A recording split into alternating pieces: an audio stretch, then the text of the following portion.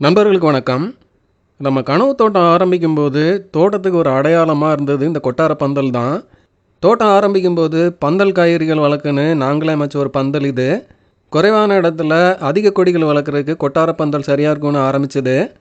வலையமைப்புக்கு கட்டு கம்பி வச்சு குறுக்க கட்டி பிபி ரோப் வச்சு வலை மாதிரி பின்னி ரெடி பண்ணியிருந்தோம்.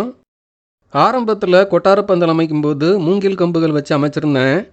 அது நாளடைவில் இத்து போக அப்புறம் சவுக்கு கம்புகள் சேர்த்து சப்போர்ட் கொடுத்து ஒரு 3 வருஷம் பிரச்சனை இல்லாமல் வந்தது. கொட்டார பந்தலில் வந்த ஒரு சவால், கம்புகள் இத்து போக ஆரம்பித்ததும் கொஞ்சம் ஓங்கி காற்றடித்தாலும் அப்படியே மொத்த பந்தலும் சாஞ்சிருது. கல்கால் பந்தல் அமைச்சதுக்கு அப்புறம் கொடி காய்கறிகளெல்லாம் அதில் ஆரம்பித்தேன். இருந்த ஒரு கொட்டார பந்தலை ராசவல்லி மாதிரி பாரம்பரிய கிழங்கு ரகங்களை மட்டும் வளர்க்குறதுக்கு வச்சுருந்தேன். அந்த பந்தலும் ஒரு வருஷம் விளைச்சல் முடிஞ்சதும் இத்து போக அதை மொத்தமாக எடுத்துட்டேன். போன வருஷம் பாரம்பரிய கிழங்கு ரகங்களை கல்கால் பந்தல் தான் இருக்குதுன்னு எல்லா கிழங்குகளையும் அதிலே ஆரம்பித்து விட்டேன். கிழங்கு ரகங்கள் எல்லாம் காட்டுத்தனமாக பந்தல் முழுக்க படர்ந்து கொடி காய்கறிகள் ஒன்றையும் வளர விடாமல் பண்ணி நான் சீசன் முழுக்க புலம்புற மாதிரி ஆயிடுச்சு.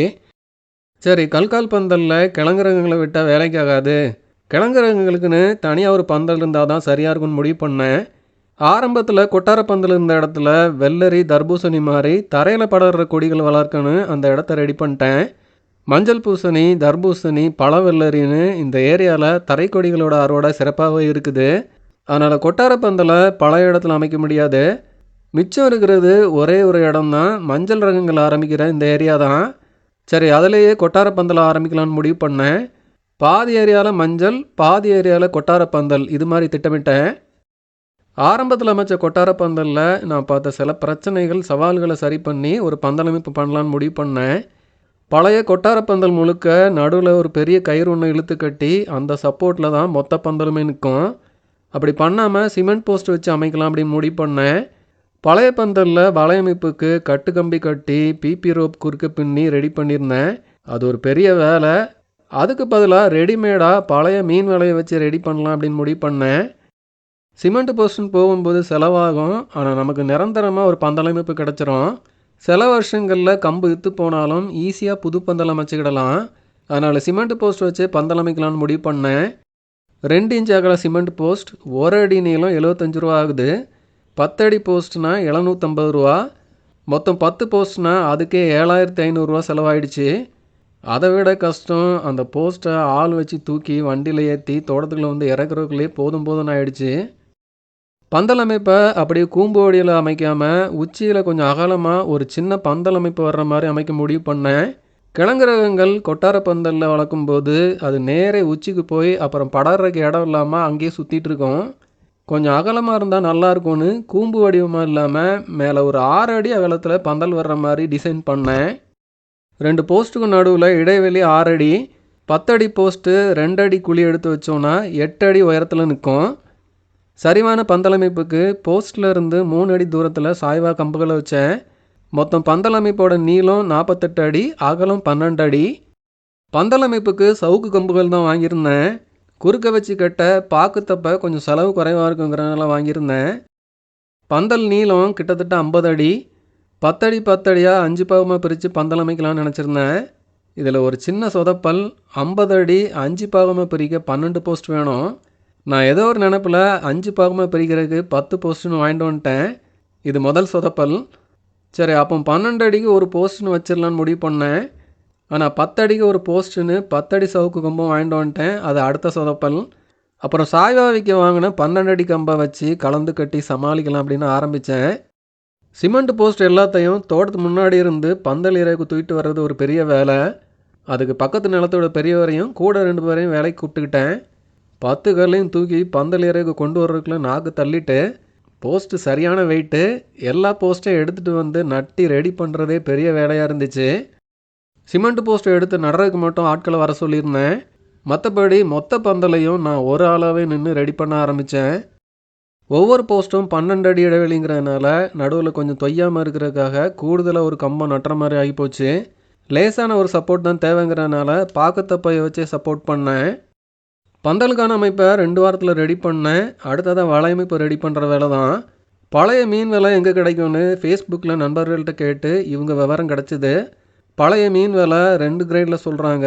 1 இன்ச் அகலம் உள்ள விலை, 3 இன்ச் அகலம் உள்ள விலை அப்படின்னு 2 கிரேடு. பழைய மீன் வலை பற்றி எனக்கு சுத்தமாகவே ஐடியா கிடையாது. தடவை வாங்கியிருந்தேன். வலை தரமாக இருந்துச்சு. வலையை தென்னல் விழாமல் பிரித்து கொஞ்சம் பொறுமையாக பந்தலில் வச்சு கட்ட ஆரம்பித்தேன். 3 இன்ச் இருக்கிற வலை 10 அடி அகலம் 15 அடி நீளம் 1 கிலோ எடை வருது. 1 கிலோவோட விலை 180. நான் 10 அடி அகலம் 45 அடி நீளம்னு 2 பிட்டாக மொத்தம் 6 கிலோ வாங்கியிருந்தேன். வலையை கொஞ்சம் பொறுமையாக பிரித்து பந்தலில் கட்ட ஆரம்பித்தேன். வலை ஒரே அகலத்தில் இருக்கும், ஈஸியாக எடுத்து கட்டிடலாம்னு நினச்சேன். ஆனால் ஒரு சில இடங்களில் அகலம் குறைவாக தெரிஞ்சுது. பிறகு வலை அனுப்பின நண்பர்கிட்ட விசாரித்தப்போ நல்லா இழுத்து கட்டணும், அப்போ 10 அடி ஒரே அகலத்தில் இருக்கிற மாதிரி வரும் அப்படின்னு சொன்னாங்க. நான் கொஞ்சம் ஐடியா இல்லாமல் கட்டி 2 வரிசையாக வலையை வச்சு கட்டி வலையமைப்பை கட்டி முடித்தேன். வலை ஒரு 2-3 இடத்துல தான் டேமேஜ் இருந்தது, மற்றபடி புது வலை மாதிரி அருமையாக இருந்துச்சு. 3 இன்ச் வலையோட லைஃப் 3 to 4 வருஷம்னு சொல்லியிருக்காங்க. வெயிட் பண்ணி பார்க்கலாம். மேலே 6 அடி பந்தல் அமைப்புக்கு மயில் தொலைக்குன்னு வாங்கியிருந்த வலையை பயன்படுத்தினேன். அது சரியாக 6 அடி அகலத்தில் சரியாக இருந்துச்சு. கன்னியோட அகலம் 1 இன்ச்சு தான் இருக்கும். காய்கறி செடிகளுக்கு இது செட் ஆகாது. நான் கிழங்கு ரகங்கள் மட்டும்தான் இந்த பந்தலில் ஆரம்பிக்க இருக்கிறதுனால இந்த அகலம் பிரச்சனை இல்லை. இந்த 1 மாதமாக இந்த பந்தல் வேலை தான் போயிட்டுருக்குது. நமக்கு தேவையானதை நம்ம உழைப்பை போட்டு தோட்டத்தில் அமைக்கும் போது ஒரு திருப்தி இருக்கும். அப்படி தான் இந்த பந்தலும். முழு பந்தலும் இப்போ ரெடி. சிமெண்ட் போஸ்ட், சவுக்கு கம்புகள், பழைய மீன் விலை எல்லாம் சேர்த்து கிட்டத்தட்ட 12,000 ரூபா செலவாயிருக்கும். சாதாரண கொட்டார பந்தல்னால் செலவு குறைவாக தான் ஆகும். ஆனால் இந்த புது பந்தலோட லைஃப் நல்லாயிருக்கும். பலத்தை காற்றடித்தாலும் உறுதியாக இருக்கும், சரியாது. மேலே அமைச்சிருக்கிற 6 அடி அகல பந்தல் கொடிகள் படார இன்னுமே சிறப்பாக இருக்கும். இந்த பந்தல் கொஞ்சம் நிழலான ஒரு இடத்துல தான் அமைச்சிருக்கிறேன். மஞ்சள் பாத்திகளுக்கும் இடம் வேணுங்கிறதுனால கொஞ்சம் ஓரமாகவே ஆரம்பிச்சிருக்கிறேன். பெரிய நெல்லியை ஒட்டி தான் அமைச்சிருக்கிறேன். அந்த மரத்தோட நிழல் இப்போ பாதி பந்தலுக்கு விழுது. ஆனால் நம்ம தோட்டத்தில் சூரியன் ஒரு ஜூலை வாக்கில் இருந்தே தெற்கு பக்கம் சாஞ்சு விழ ஆரம்பிக்கும். அப்புறம் தைப்பட்டம் வரைக்குமே வெயில் பந்தலுக்கு கிடைக்கும். அது கிழங்கு ரகங்களுக்கு போதுமானதாக இருக்கும். அதனால தான் தைரியமாகவே கொஞ்சம் ஓரமாக ஆரம்பிச்சிருக்கிறேன். இந்த வருஷம் கிழங்கு ரகங்கள் ஆரம்பிக்கிறது ரொம்பவே லேட் ஆகிடுச்சு. மே கடைசியிலேயாவது ஆரம்பிச்சிருக்கணும். ஜூன் 15க்கு மேலே ஆயிடுச்சு. இன்னுமே மஞ்சள் கிழங்கு எதுவுமே ஆரம்பிக்கலை. ஜூன் கடைசிக்குள்ளேயாவது ஆரம்பிக்கணும். இப்போ பந்தல் ரெடி. அடுத்த வாரம் கிழங்கு ரகங்களெல்லாம் வச்சு விட வேண்டியதான். கனவு தோட்டம் ஆரம்பித்ததுலேருந்து ஒவ்வொன்றா நானே பார்த்து செய்கிறேன். எல்லாமே சிறப்பாக அமையுது. இந்த கொட்டார பந்தலும் இந்த வருஷம் கிழங்கு ரகங்களில் ஒரு சிறப்பான விளைச்சலை கொடுக்கணும்னு ஒரு நம்பிக்கை இருக்குது. இந்த ஆடிப்பட்டத்தோட புது வரவாக இந்த பந்தல் ரெடி ஆகிருக்கு. இனி தான் ஆடிப்பட்டத்துக்கான மற்ற பாத்திகள்லாம் ரெடி பண்ணி பட்டத்தை ஆரம்பித்து விடணும். மயில் பிரச்சனைக்கு ஓரளவுக்கு தீர்வு கிடச்சிருக்கிறதுனால இந்த ஆடிப்பட்டத்தை இன்னுமே சிறப்பாக கொண்டு வரலாம்.